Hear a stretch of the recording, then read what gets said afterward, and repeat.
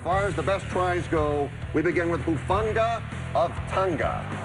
It's hard to believe that we're watching the same French team exposed against the Tongans. A great little chip all the way across the field, and Hufanga dots down, and that would be the difference.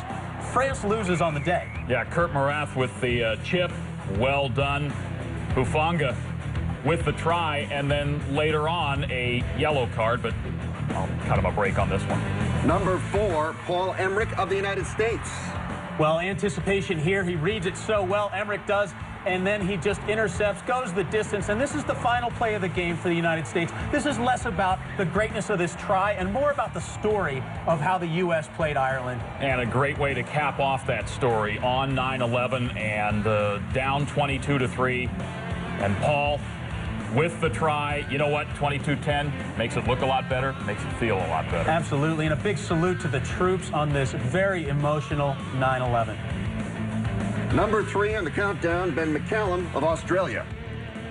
Well, this is a great team try, and once again, it starts with a chip kick outside, and Radike Samo, playing wing for the Australians, collects it, manages to stay inbounds, and passes the ball, sets off a string of support runners. Looks like Quade Cooper could just go ahead, dot it down, but then he gives it to McCallum and finishes off in grand style. The thing that impressed me most is how many big one-handed offloads can Australia do in that sequence. Number 2 on our countdown, James Arledge of Japan. Well, this could be the luckiest try of the tournament. Where does the ball go here? It's hard to see from this angle. Arledge is trying to chip it through. It bounces off a French foot, comes back to his hand so fortuitously, and over for the try. Japan, a great job on the day for them. Arledge, man of the match in this one. 2 tries, a conversion, 2 penalty goals. Got 34 points in 3 matches and really put a charge into France in that contest. Yeah, great moment for Japan. Not a great tournament for them. If you like that, you'll love this. Number 1 on our list, it's Richard Kahui of New Zealand. Well, Sonny Bill starts out with a great no-look behind-the-back switch pass. Goes to Toyeva, a little cut inside from Kahui, and he dots down. And you got to wonder, Bill, where is the flair today when they need it?